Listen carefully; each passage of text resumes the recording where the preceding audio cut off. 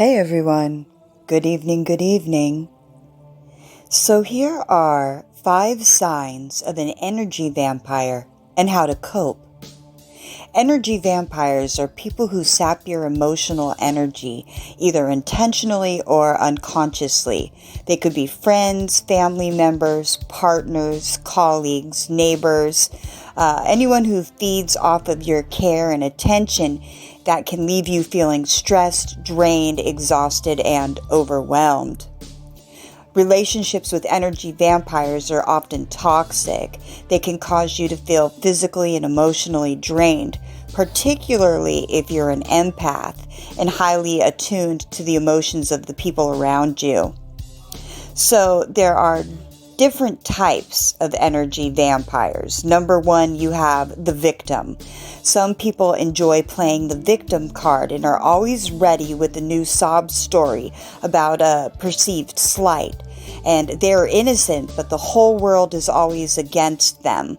They tend to complain often and loudly about their problems. And then you have the criticizer. Some people spend a lot of time and energy criticizing other people, things, and situations. Nothing is ever good enough for them, and they can find fault with just about anything. And then you have the dramatizer. Some people create and attract a lot of drama, and they always seem to be in the midst of a major catastrophe, and often they need your help for support. Then you have the manipulator. Some people are able to manipulate just about any situation to their advantage, and they rarely say what they mean, and they usually have a hidden agenda. And then we have the negative thinker. Some people always see the glass as half empty and have a very negative attitude towards life. They can always be counted on to point out the downside or the potential risk without leaving any room for hope or excitement. And then you have the blamer. Some people are quick to place blame on others, and they're never at fault, but they're always willing to have their hand out. So, there's a few different types of energy vampires. And the energy vampires are extremely self-centered. And they always want to be the center of attention. And they dominate the conversation and ensure that the focus is always on themselves. If someone else brings up a different topic, they find a way to basically bring the attention back to themselves. For instance, that was a nice trip. It reminds me of the time I went to Hawaii. Nothing can compare to how beautiful it was. Let me show you all the pictures. Or, I can't believe you almost got mugged. Did I tell you about the time someone tried to shoot me in the subway?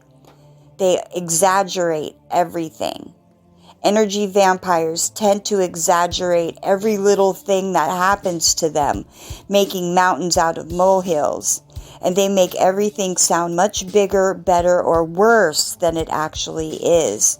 For instance, they might say, everybody else caught tiny fish, but mine was as big as a house.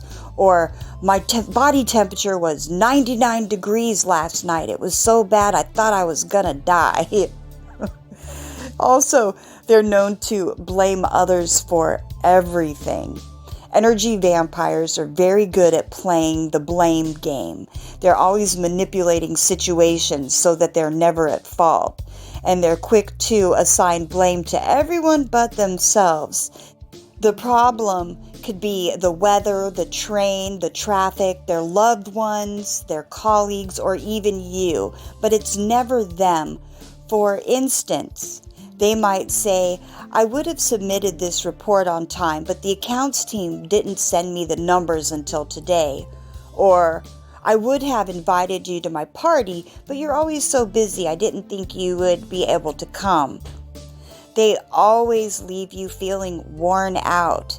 Interacting with an energy vampire often elicits an unpleasant emotional reaction that leaves you feeling exhausted and worn out. You could experience negative emotions such as distress, worry, anger, guilt, shame, sadness, disappointment, or just negative emotions.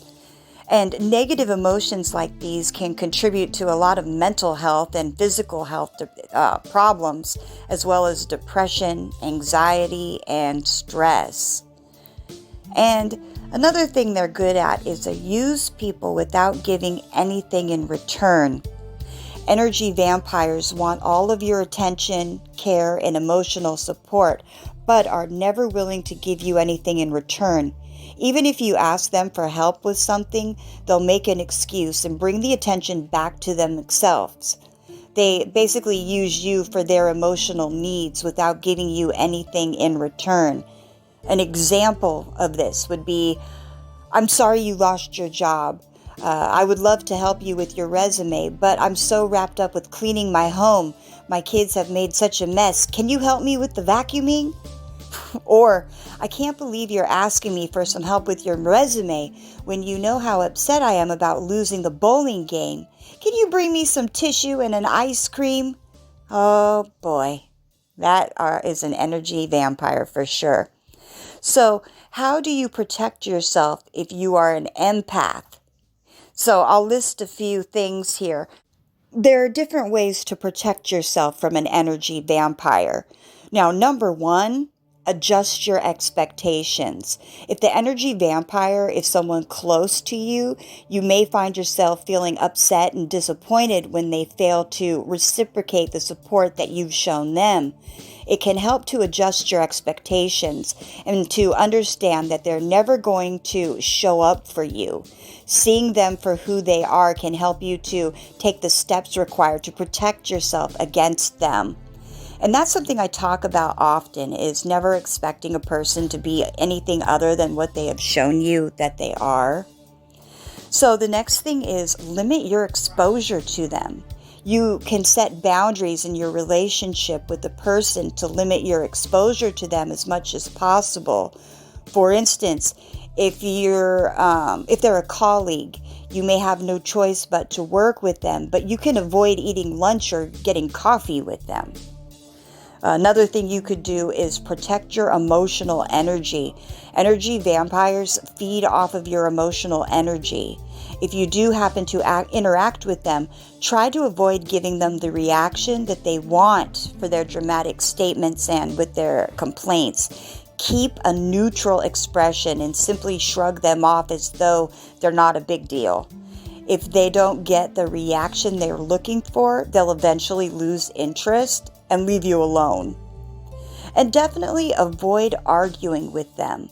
You might find yourself feeling tempted to argue with the person's twisted logic or their negative outlook or their exaggerated claims. However, doing so will only make you the villain in their network story or in their next story, whatever. Instead, stay neutral and walk away from them. No reaction is a bigger blow to them than if you were to even give them the negative reaction that they're basically looking for. And you need to learn to say no. If the person is asking you for something, avoid getting sucked into their vortex and learn to say no. For instance, if they're asking you to help them with a project, you can say, "I'm sorry, I can't," or "No, I'm busy." And then the last one, cut them out of your life. If possible, cut the person out of your life and avoid interacting with them altogether. If they're a colleague or a family member, you obviously can't avoid them, but you can limit your interaction with them and distance yourself as much as possible. So there are a few ways to deal with those pesky vampires. All right, everyone. Welcome to the apocalypse. Have a great day. Peace.